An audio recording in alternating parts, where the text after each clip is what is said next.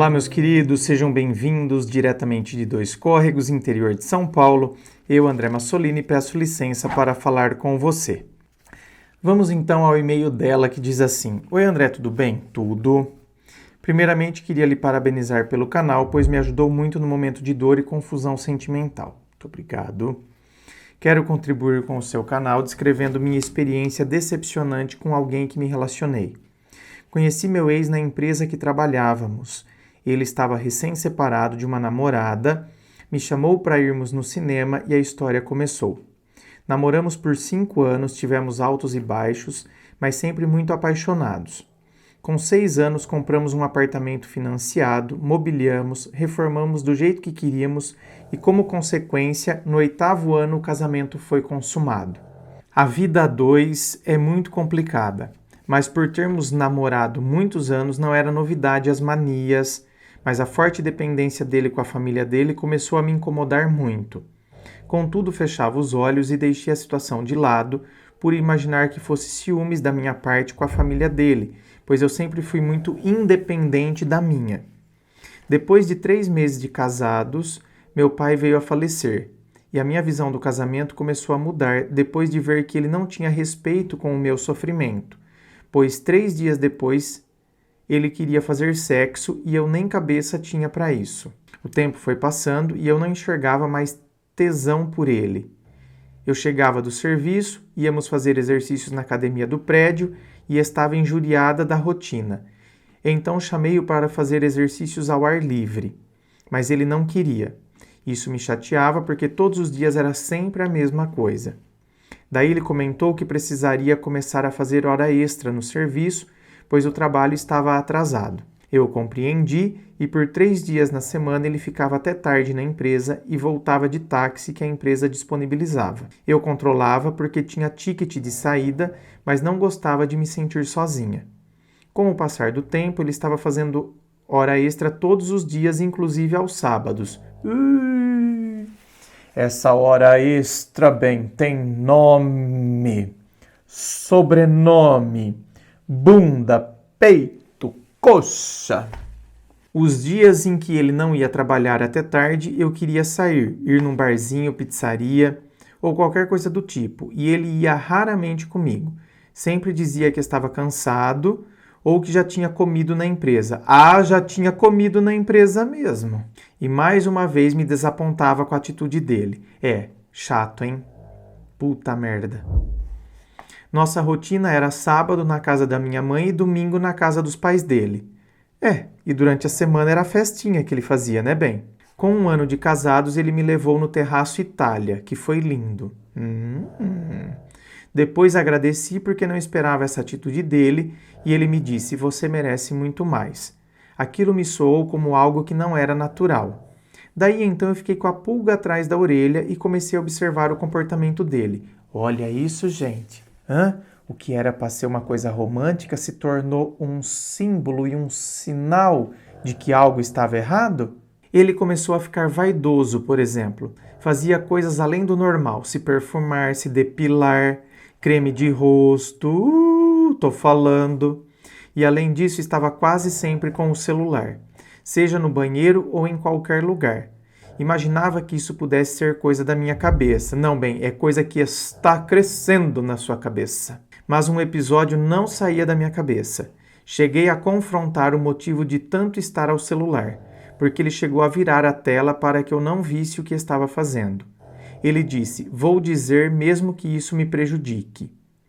Recebi uma mensagem anônima de alguém que trabalha na mesma empresa e nela estava escrito que a pessoa gostava dele e tal. Disse que tinha guardado a mensagem para mostrar ao amigo dele para saber quem era. Naquele momento eu achei louvável ele dizer o que estava acontecendo, mas não gostei dele ter apagado a mensagem sem eu ver. Pois bem, fechei os olhos e segui a vida. As coisas foram piorando, porque ao ver que ele estava se distanciando, eu comecei a priorizar minha família e amigos, pois estava me sentindo sozinha. Quando ele chegava em casa, ainda me procurava sexualmente. Me esquivava, pois não tinha vontade. Aí então agora a coisa vai ficar cada vez pior mesmo.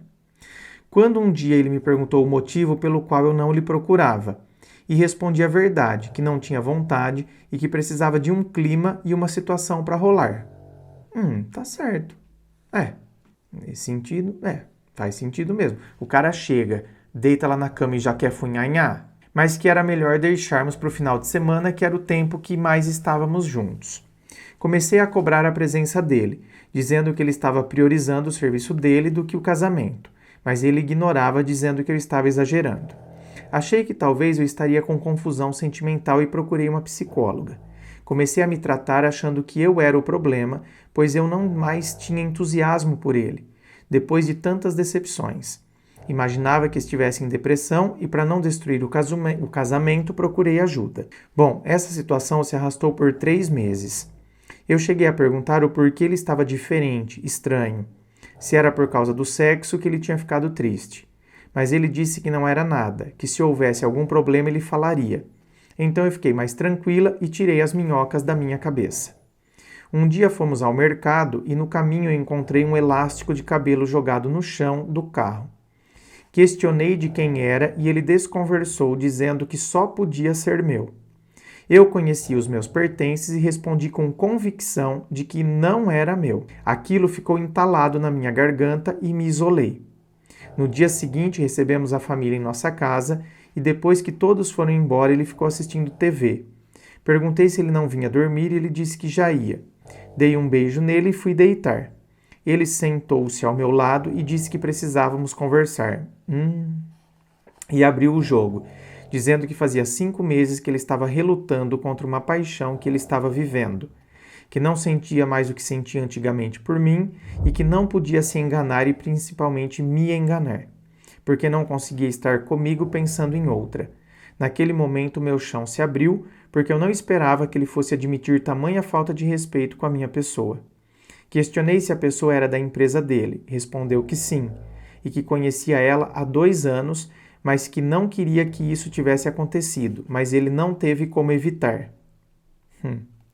Resumindo, ele abriu o jogo para mim naquele dia, mas não falou a verdade para a família. Disse que o casamento não estava dando certo. Depois ele começou a negar para mim que estava envolvido com outra pessoa.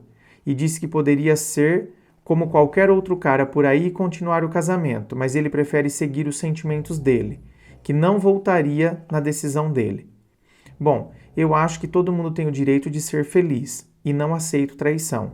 Por isso, naquele momento, matei o sentimento que tinha por ele. O que me chateou profundamente foi ele não tentar salvar o casamento. Preferiu se jogar nos braços de outra. E pior de tudo isso, foi ele não querer sair debaixo do mesmo teto que eu. Disse que não ia embora de casa porque o apartamento era dele também e não sairia enquanto resolvêssemos. Ou seja, fiquei sofrendo ao ver ele usando o nosso carro para sair com outra, chegando tarde e com certeza se encontrando com ela. Isso me destruiu. Como pode alguém não gostar de você e não ter nenhum pingo de compaixão com o sofrimento alheio? É muita decepção para uma pessoa. Seus vídeos me fizeram refletir muito, pois no começo me sentia culpada, rejeitada e, acima de tudo, com baixíssima autoestima. Espero que possa refletir sobre o meu caso e, quando fizer o vídeo, me avisa para eu acompanhar. Obrigada, continue com o seu excepcional trabalho. A verdade nua e crua nos faz enxergar por outra perspectiva. Meu bem, aqui vocês estão vendo um caso clássico de traição, né? Quando começou o negócio das horas extras, o que eu falei? Tem nome, sobrenome, coxa, perna, bunda, peito, enfim, e de fato era, né? O que a gente pode tirar disso aqui? Gente, tá vendo? A gente tende a achar que, então, nós somos o problema. É claro que a gente pode questionar algumas atitudes nossas. A gente pode, certo? Então, o traidor, ele tá errado, mas a gente pode também rever algumas atitudes nossas, com certeza. A gente sempre pode fazer isso, né? Ao longo da nossa vida, nas situações que acontecem na nossa vida, a gente sempre pode fazer isso. Então, aqui, o que a gente tem que entender? Que, gente, nós não somos o problema. Tá? Se a pessoa se interessou por outra, o problema é esse. O problema é que a gente vincula a imagem, nosso valor, ao fato da pessoa ter nos traído. Então, se ela me traiu, é porque eu não valho nada. A gente distorce tudo e mistura tudo numa coisa só. Cara, se ele me traiu, foi por decisão dele. Então, não é porque eu não valho nada. É porque ele decidiu, ele engatou uma outra paixão, sabe? Depois de tanto tempo da gente casado, começou a sentir, vai ver que rolou um flerte, o flerte despertou aquele negócio da adrenalina, sabe aquele negócio? E aí, de repente, o que começou como um mero sexo casual, que talvez tenha passado pela cabeça dele, tipo, vou dar vazão pra essa, já que tá rolando esse flerte, vou dar vazão, vai ser uma coisinha aí, tipo, uma besteirinha, tá vendo? Aí come e se lambuza, né? Não adianta, bem. Tem gente que brinca com fogo. Então, de repente, o que começou com um flerte, que despertou aquele negócio, que depois de tanto tempo de casado, parece que, né, eu não sinto mais aquelas borboletas, aí alguém despertou isso. Então, o cérebro faz associação lá com os primeiros encontros que a gente teve, aquelas coisas, adrenalina. E aí a gente se envolve nesse emaranhado de coisas, e aí acaba surgindo até uma paixão. De repente, eu estava carente dentro do casamento. Então eu estava carente dentro do casamento? Estou aqui justificando a traição dele? Lógico que não. Se eu estou carente dentro do casamento, é o que ela falou. Ao invés de tentar salvar nosso casamento, ele se entregou nos braços de outra. Então, se eu estou carente dentro do casamento, deixa eu tentar resolver isso aqui primeiro. Né? Vamos tentar resolver a coisa aqui dentro. Depois que eu esgotei todas as possibilidades de resolver as coisas aqui, aí se não deu, eu termino e sigo. E aí eu posso viver outras coisas na minha vida. Eu acho isso muito mais digno, né? Com certeza. Então a gente sempre tem que parar com esse negócio de achar que então eu não valho nada, sabe? A pessoa, então, minha autoestima foi pelo lixo. Pelo amor de Deus, vamos parar de dar o carimbo, sabe? O carimbo que colocou o selo de qualidade em nós, a gente dá para outra pessoa. Então, se ela está comigo, ela está colocando o carimbo que eu valho alguma coisa. Se ela me deixa, ela arrancou o carimbo e jogou fora, sabe? Não é desse jeito. Cara, ela estando comigo ou não estando comigo, o carimbo é meu. O selo é meu. Eu tenho valor pela pessoa que eu sou. Então, pelo amor de Deus, amanhã uma pessoa, nossa, se empolgou comigo, viveu um romance tórrido comigo, e amanhã a pessoa enjoou. Ela enjoou. Porque ela é assim. É uma pessoa que às vezes, sabe, passa um tempo, enjoa, quer viver novas emoções com outra pessoa. Então, quer dizer, o problema sou eu? Não, o problema é o jeito dela. Ela que quis ter uma adrenalina, que quis viver outra coisa agora com outra pessoa. Então, não vamos misturar as bolas aí, porque senão a gente joga nossa autoestima lá no lixo e isso não é correto. É errado agirmos dessa forma. Inscreva-se. Fico aqui aguardando a sua inscrição. Se você curtiu, dá o seu joinha. Lembrando a você que aqui embaixo tem as informações da gravação privada, que é a análise do seu caso de maneira sigilosa. Tem também as informações dos meus livros, Dor de Amor Tem Jeito, Teu Amor Próprio Te Salvou. Tá tudo aqui na descrição do vídeo. Muito obrigado, beijo no coração e, é claro, um forte abraço.